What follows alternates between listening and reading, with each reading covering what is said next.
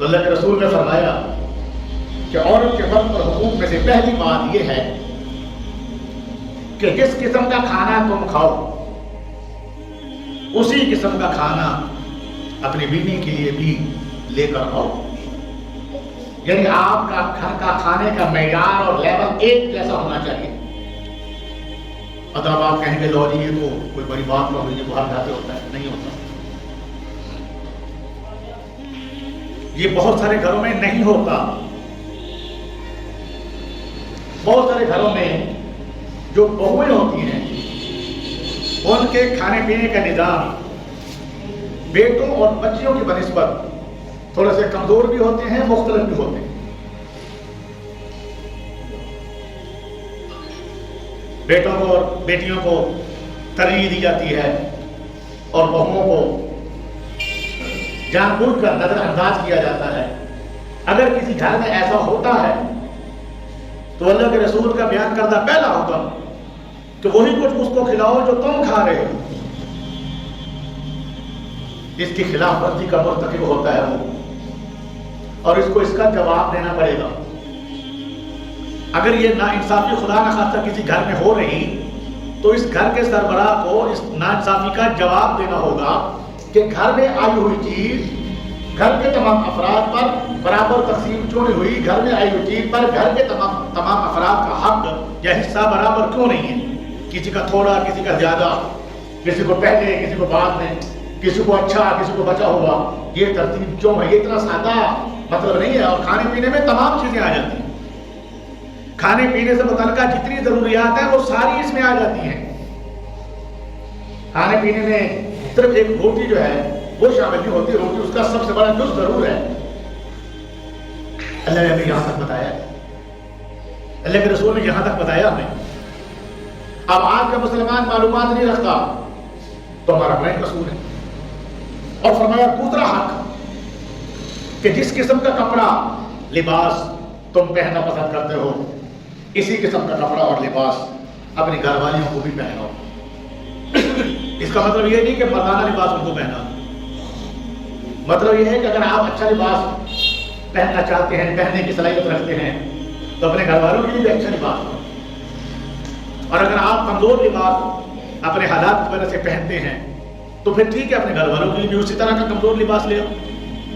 یہ نہ کہ آپ کا لباس تو انتہائی مہنگا، آپ کے جوتے بڑے کمپنی والے، ورائٹی والے مہنگے، اور گھر کے اندر جب دیکھا جائے تو سارا کپڑا ہی رف ہے، سارے جوتے بھی کمزور سے ہیں، سستے سے ہیں. سستا پہننا شرم نہیں ہے، عیب بھی نہیں ہے. یہ بات ہو رہی ہے فرق کرنے پر کہ جب آپ اپنے لیے کچھ ورائٹی اور کوالٹی کا انتخاب کریں اور اپنی شریک حیات کے لیے آپ کمزور اور سستے کا انتخاب کریں. یہ معاملہ اتنا سادہ اگر ہوتا تو اللہ کے رسول اتنی وضاحت کے ساتھ یہ وضاحت نہ فرماتے کہ جو تم نے پہننا ہے اسی طرح کا لباس اپنی اہلیہ کو پہنانا ہے. کیونکہ اللہ تعالیٰ نے گھر میں آنے والی کا قیام اور طعام، نفقہ اور کسوہ یہ اللہ نے آپ کے ذمہ لگایا ہے. اور تیسرا اللہ نے فرمایا، اللہ کے نبی نے فرمایا کہ کبھی ناراضگی ہو جاتی ہے اور بندہ خدا نہ خواستہ، آج کل سارے بی پی کے مریض ہیں، ہاتھ اٹھانے کو اللہ اور اس کے رسول نے پسند نہیں فرمایا. لیکن اگر خدا نہ خواستہ کبھی ایسی نوبت آ جاتی ہے تو اللہ نے فرمایا وَلَا تَدْرِكِ الْوَجْهَ، چہرے پر مارنے کی اجازت نہیں ہے، نہ بیوی کو نہ اولاد کو، نہ اپنے کسی ماتحت کو. آج آپ دیکھ رہے ہمارا اکثر بیشتر جو ہاتھ اٹھتا ہے اگر کسی موقع پر تو سب سے پہلے ہم چہرے پر تھپڑتے ہیں. یہ چہرہ اللہ نے اشرف الاعضاء بنایا ہے، اس کی توہین کرنے کی اجازت نہیں ہے اللہ کی طرف سے اور اللہ کے رسول کی طرف سے. پہلی بات تو یہ کہ غصہ ہی نہیں گئے، اور اگر خدا نہ خواستہ اولاد کو یا کسی کو بھی اگر تھپڑ مارنے کی نوبت آتی ہے تو اللہ نہ کرے ایسا تھپڑ ہرگز نہ مارے دے کہ بیچارہ 2 گھنٹے جگہ کوئی سہلاتا رہے. اتنی تکلیف اور اتنا دردناک ایسے ہلکا پھلکا سا بس ایک نام ہو بس. حضرت ایوب علیہ السلام کا واقعہ آتا ہے نا کہ حضرت ایوب علیہ السلام نے کسی موقع پر یہ قسم اٹھائی کہ میں اپنی اہلیہ کو 100 کوڑے یا 100 ضربیں لگاؤں گا. کسی موقع پر آ گئی، یہ ربی کی بات بتا رہا ہوں، کسی موقع پر آ کر آپ نے قسم کھا لی. سب کچھ انسان سے پاسبل ہے. حضرت ایوب علیہ السلام کی بیماری کے دنوں میں آپ کی اہلیہ نے آپ کی حد سے زیادہ خدمت کی، تندرستی ہوئی.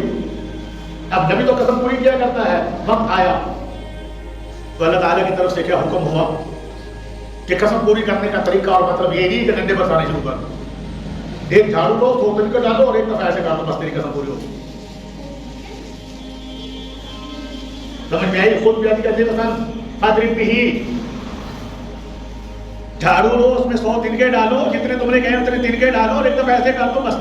مارنا میں مارنا مقصود نہیں ہوتا، تکلیف پہنچانا مقصود نہیں ہوتا، اذیت پہنچانا مقصود نہیں ہوتا ہے، دکھ اور درد پہنچانا مقصود نہیں ہوتا. صرف اپنی ناراضگی کا اظہار کرنا مقصود ہوتا ہے کہ میں ناراض ہوں. ہڈی پسلی توڑنا مقصود نہیں ہوتا. یہ ہڈی پسلی توڑنا، یہ ڈنڈے برسانا، یہ اٹھا کے پھینکنا، یہ گلاس مار دینا، یہ کپ مار دینا، یہ پیالے اٹھا کر منہ پر مار دینا، یہ ہڈیاں الٹ دینا، یہ تیرا میرا کلچر ہے. یہ اسلام کی تعلیم نہیں ہے. آپ ان باتوں کی طرح سے اسلام کو بدنام مت کریے، اپنے گربان میں جاکیے.